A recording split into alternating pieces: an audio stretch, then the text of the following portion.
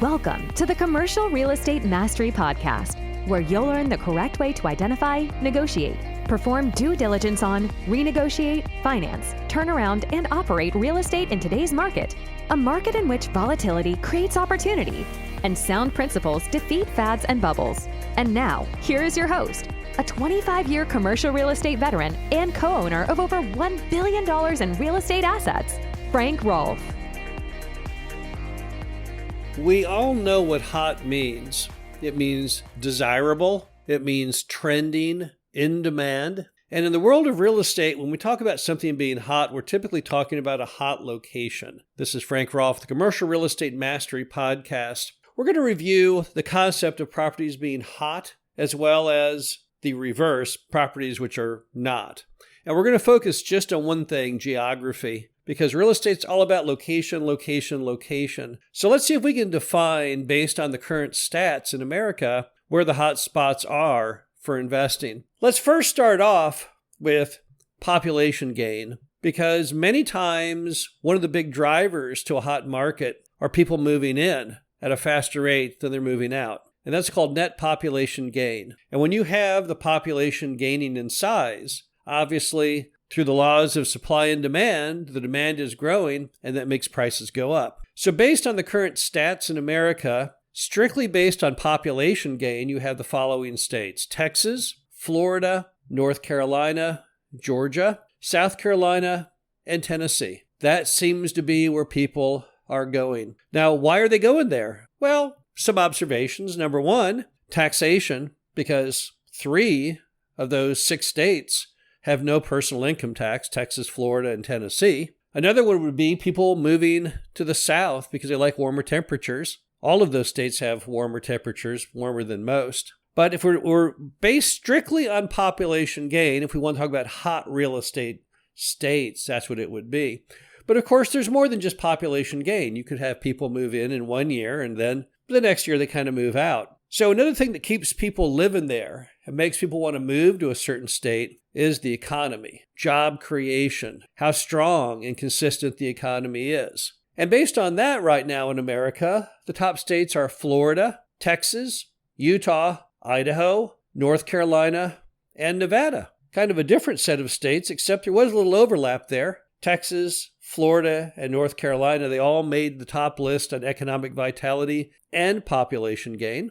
So that's a pretty good grouping, but yet there are other factors that make a state hot. Some people say that the hot states, if we were really basing population movement, economic vitality, it would be reflected in single-family home price, because where people are moving with supply and demand should make home prices go up. Well, if we go strictly by home price gains in the year of 2025, then it would be Connecticut, New Jersey, Illinois, Wyoming, and Rhode Island. Now, you might say, wait, stop the presses. That list has nothing to do with the other 2 lists. And I would say that's because that probably is no longer a good measure of a state's hotness, because a lot of that movement into Connecticut and New Jersey and Rhode Island was because of issues in New York City. So with Mamdani elected as the first socialist mayor of New York City, many people who lived in New York fled to neighboring states. And that caused a lot of that movement to Connecticut particularly. Connecticut, when Mamdani was elected, in the first week after the election, the housing market in Connecticut boomed. People were paying an average of $50,000 more the day after the election per home than they were the day before. So that one I can't really use as a reliable source of what makes a market hot. But then you also have positive public relations, areas that we assume are hot. And therefore, it's kind of a self-fulfilling prophecy. If we all are brainwashed to think an area is hot, well, then that must make people want to move there and invest there and make prices go up. And if you look at what people spend on PR, as well as naturally how PR has grown in some states, well, then your most positive PR states would be California, because it's always where all of Hollywood is focused. Colorado, Rocky Mountain High. Washington, which has gotten a lot of positive publicity over time. Texas again, there it is. Florida, yep, once again. Tennessee, mostly focused on Nashville, of course. And then South Carolina, there's so many shows on TV right now all about living in Charleston and that type of thing, Southern Comfort and all these different shows like that. Now, the final item, which is very, very macro, but right now what's hot in states are the red states,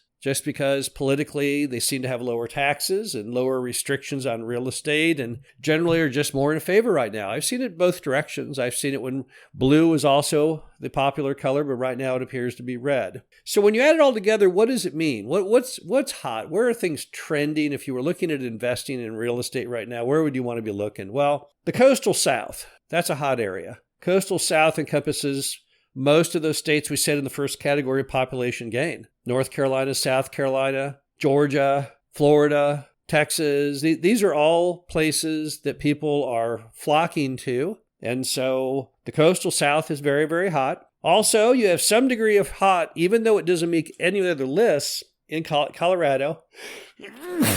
Excuse me. Because Colorado is a state that always seems to be a place that people think positively of and are moving there. So you'll always find a lot of positive investment vibe coming out of Colorado. And then, of course, the red states on a macro level seem to be very popular. And really anything that's to the south, if you take the U.S. map and cut it in half, a north half and a south half, most people are moving from the northern side to the southern side. So then what's not hot? Well, it's the reverse of everything I just said. It would be the blue states, the northern states, states where it's colder, areas to the west side of the U.S. right now have suddenly become not quite as hot. But what's important when you think about hot in real estate is you have to remember it always goes in cycles. If we had had this little conversation, 5 years ago, we would have had a different set of states. 5 years before that, still another different set of states.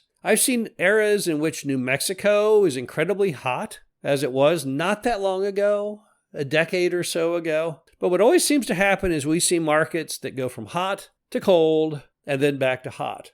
And I think the moral for investors then, if we believe that markets can be hot, which they can, is the smart investor buys into those markets before they get hot or when they're on the opposite side of the cycle. So if you really wanted to invest in a state like South Carolina, the optimal time would be when South Carolina isn't hot, because then whatever you bought will go up in value enormously when suddenly it's rediscovered and people love it again. So when we kind of think about the concept of a hot market, we also have to think of the timing of the hot market. It's great when the market's hot after you already own a property in it, but not so good when you look at it buying, because you're going to have to pay a higher price than maybe you cared to.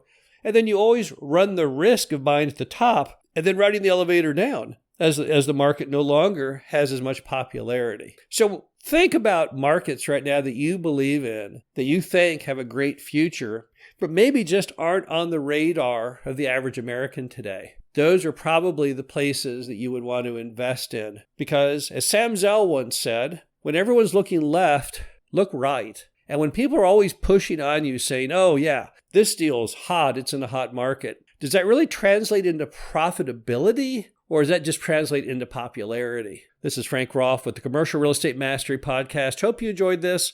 Talk to you again soon. Thank you for listening to the Commercial Real Estate Mastery Podcast. Be sure to visit us at creumastery.com to subscribe to the show, read our show transcriptions, and access all of our great information on real estate investing.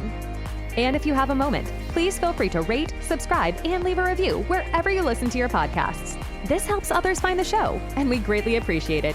We'll catch you in the next episode.